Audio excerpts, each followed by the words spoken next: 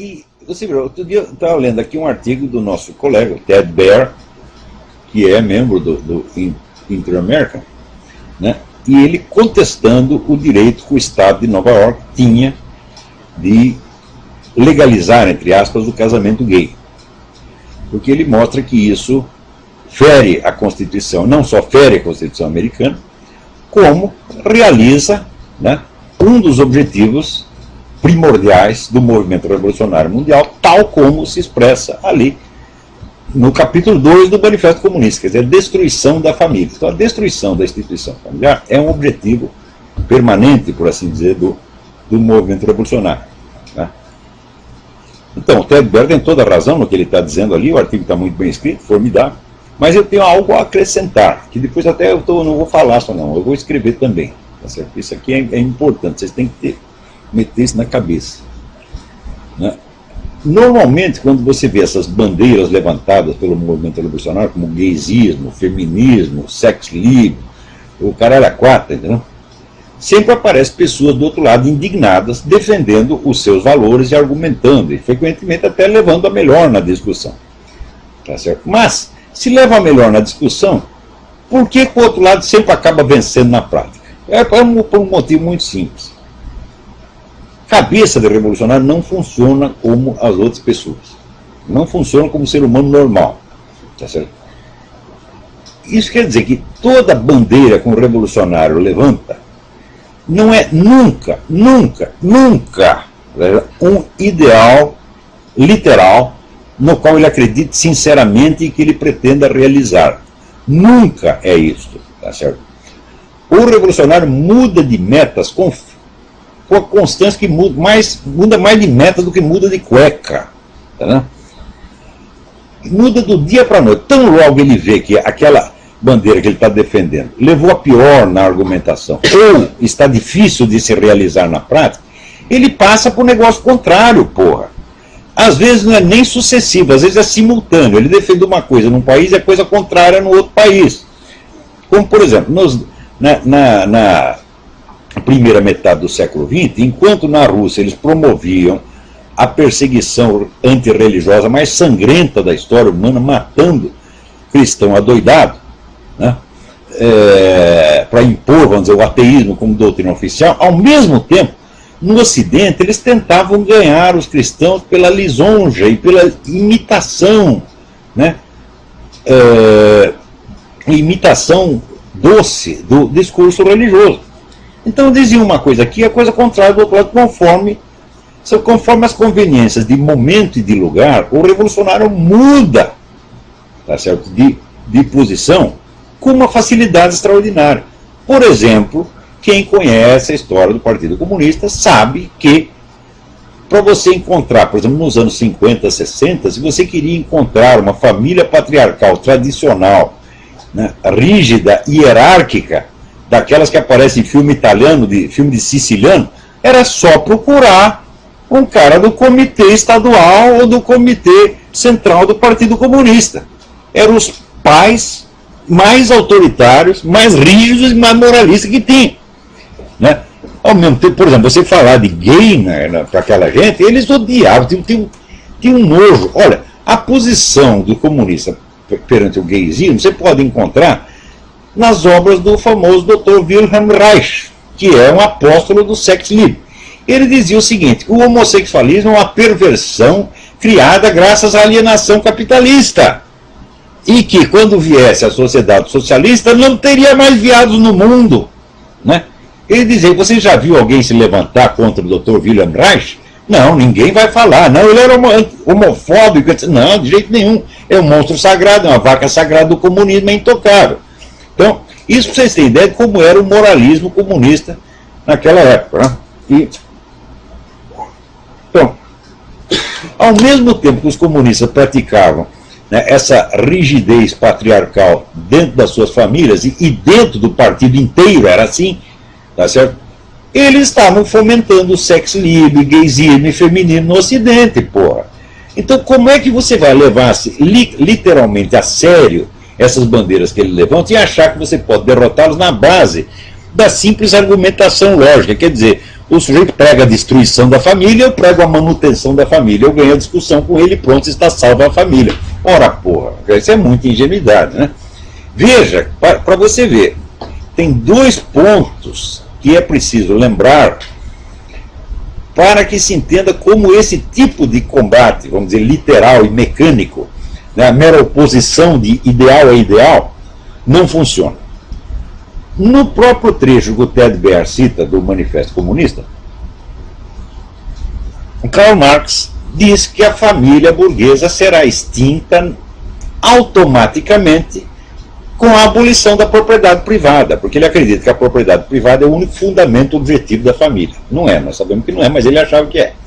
Então ele achava que abolindo a propriedade privada, a família desapareceria espontaneamente ao longo dos séculos. Tá? Então, o importante ali era se concentrar na destruição da propriedade privada por meio, vamos dizer, de uma revolução violenta que destruísse, matasse a classe burguesa, tomasse os seus bens e pronto, daí a família ia acabar sozinha.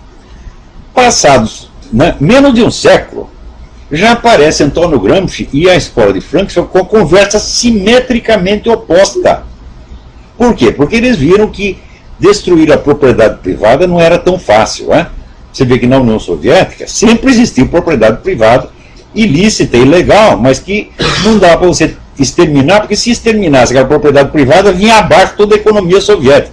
Então o comunismo, o socialismo, era só uma fachada. Na verdade, você tinha ali um capitalismo clandestino que alimentava o país. Então viram que liquidar a propriedade privada não era tão fácil, né? Então o que fizeram esses filhas da puta, Antônio Gramsci, o pessoal da escola de Frankfurt?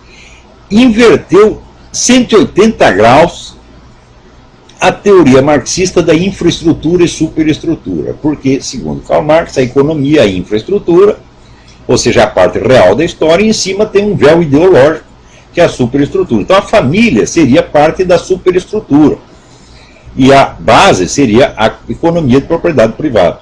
Então, retirando a infraestrutura, a superestrutura viria abaixo naturalmente. Era assim que achava Karl Marx. Como destruir a propriedade privada se revelou muito mais difícil do que eles poderiam esperar, e na verdade é impossível, é materialmente impossível a eliminação da propriedade privada, né? Então eles decidiram inverter tudo. Ou seja, em vez de destruir a propriedade privada para daí destruir a família automaticamente, não, nós temos que destruir a família primeiro. E daí talvez cheguemos à destruição da propriedade privada. Ora, pô, o que você acha de uma teoria que inverte em 180 graus o que estava dizendo e continua dizendo que é a mesma, afirmando que é a mesma teoria? É claro que isso não é teoria nenhuma, isso é um charlatanismo oportunista do mais rasteiro, do mais vagabundo, do mais sem vergonha, né? Então quer dizer que agora, depois disso o negócio piorou, porque depois, teórico mais recente, Ernesto Laclau, dito pensador marxista, ele já diz o seguinte, já diz que não existe nem mesmo ideologia de classe, quer dizer, você tem uma burguesia que tem uma ideologia burguesa, um proletário que tem uma ideologia proletária, assim por diante. Não, ele diz que o discurso revolucionário, a propaganda revolucionária, cria a classe que vai apoiá-la. Quer dizer que, em vez, vamos dizer, do elemento cultural ser a superestrutura que se ergue em cima da infraestrutura econômica, é o contrário. O discurso, a palavra, a cultura, é o fundamento que gera a sua própria base econômica. Então, a teoria que começa a dizer uma coisa e no fim diz a coisa exatamente inversa, é claro que não é teoria nenhuma, porra. Esse é que nem esse garoto mentiroso, pego em flagrante, começa a inventar historinha. Então, o marxismo é esta merda, minha gente. Tem uma série de pretextos só para os caras ter dinheiro, ter poder, mandar nos outros, tá certo? Poder fazer o que quiser, tá? Matar, roubar, estuprar e se achar lindo, maravilhoso. Então, agora, para piorar a coisa, né? Veja, a gente vê em todo o Ocidente pessoas religiosas, bem intencionadas, conservadoras, querendo defender a família. Então faz lá um belo discurso em favor da família e contra a destruição da família, etc, etc. Mas peraí. Será que esse pessoal revolucionário está mesmo destruindo a família? Note bem. Então, primeiro, esses grandes grupos globalistas que dão dinheiro a rodo para os movimentos esquerdistas, todos eles se constituem de famílias dinásticas, que continuam rigorosamente, patriarcalmente, ao longo dos séculos. Vê se os Rockefeller querem dissolver a sua família. Ah, nós vamos tentar aqui novas modalidades de organização familiar, vamos chamar aqui um monte de gay, tá certo? E fazemos aqui uma suruba de 40 homens dizendo que é uma família. Vê se o Rockefeller vai fazer isso. Que nada, meu filho. Educa os filhos direitinho para prosseguir a obra do pai e defender o patrimônio. Se você pegar lá no grupo Bilderberg, com exceção daqueles que são eclesiásticos, católicos, que tem lá também, tá certo? Todos são patriarcas de famílias dinásticas, que jamais permitirão que suas famílias sejam dissolvidas por sexo livre, por gaysismo ou pelo que quer que seja. Mais ainda, gente, eu estava falando agora mesmo da elite comunista, né, que continua no poder, né, na Tchecoslováquia, na Polônia, na Romênia, na Hungria, em todo o leste europeu, né? Apesar da democracia, eles continuam mandando. O sistema é estritamente dinástico, meu filho. Quando o pai fica velho demais, bota o filho no lugar. Então isso quer dizer que essa putada comunista fica com essa conversa de não, vamos destruir a família burguesa porque é opressiva, etc, etc. Mas eles conservam a sua própria família porque sabem que isso é a base da possibilidade da ação histórica, meu filho. É? Se a família se dissolve a cada geração, não é possível ação de longo prazo. Todas as suas ações ficam limitadas ao prazo da sua vida. Tá certo? E tudo que você construiu se perde na geração seguinte. Então isso quer dizer o seguinte, a continuidade da família é um elemento essencial do poder. E quando eles dizem que é para destruir a família, é para destruir a sua família, seu trouxa. A deles não, porra. Então isso quer dizer, isso não é um ideal que eles tenham. Isso é uma conversa mole que inventaram para enganar trouxa. Note bem, que em Roma, já a nobreza romana já sabia disso. Então, dentro da nobreza, vigorava o mais estrito e hierárquico patriarcalismo. O pai tinha tanta autoridade que ele podia mandar matar um filho. Se o filho fosse desleal, podia mandar matar. E não tinha problema nenhum. Agora, os escravos, não era permitido que os escravos casassem e constituíssem família, meu filho. A procriação era feita em gigantescas surubas. Reunia um monte de homem e mulher num negócio do tamanho do estádio do Maracanã e todo mundo comia todo mundo, tá entendendo? E daí ninguém sabia quem era filho de quem. E assim foi durante séculos. Pô. Foi a influência da igreja que conquistou para os escravos o direito de casar. E a partir do momento que podia casar, então naturalmente podia legar sua propriedade aos filhos. Então quer dizer, a família sustentava a propriedade e não ao contrário, como dizia essa besta do Karl Marx. Os escravos primeiro adquiriram o direito de casar, né? E depois, em função do casamento, também o direito de legar, ainda que fosse um pouquinho, uma terra pequenininha, né? Ou um arado, um boi, uma vaca, um bode, um carneiro, né? Um cachorro, legar para o filho. Então, aí começaram a ter algum poder, começaram a ter direito de voz e voto, que fez, então, vamos dizer, do campesinato medieval, uma força política tremenda, capaz de aterrorizar. Às vezes, quando o campesinato se revoltava, toda a nobreza ficava aterrorizada. Tem até um filme muito interessante que chama O Tirano da Aldeia, Michel Kohlhaas. É tirado de uma história de Heinrich von Kleist, do sujeito que primeiro inventou o pedágio. Hoje não está tão acostumado a pagar pedágio, você passa numa estrada, paga 10 pedágios, né? O cara inventou, um proprietário de terra inventou o pedágio e lá vinha então o camponês trazendo seu cavalinho, né? Os caras, tem que pagar, não pago. Daí tomaram os cavalos deles. Eles disseram, tomaram meus cavalos. Daí ele armou uma encrenca, começou a tocar fogo em tudo, aterrorizou metade da Alemanha. Isso era, então, já o campesinato medieval, que tinha consciência de seus bens, consciência de seus valores, que ele pretendia legar aos seus filhos. Isso tudo começou com a família. Então significa o seguinte, continuidade familiar é poder, sobretudo é poder de ação a longo prazo. Então, os nobres, os senhores, os doutores, os ricos sempre souberam disso, então conservam suas famílias. Conserva sua família e convence o outro. Ô idiota, aqui ó, seu pai está te oprimindo, você destrói a família, né? Leva lá um monte de puta, põe dentro de casa, diz que é sua família, faz uma suruba, né? Chama aí a turma da parada gay e diz que é família, né? Pega lá a sauna, né?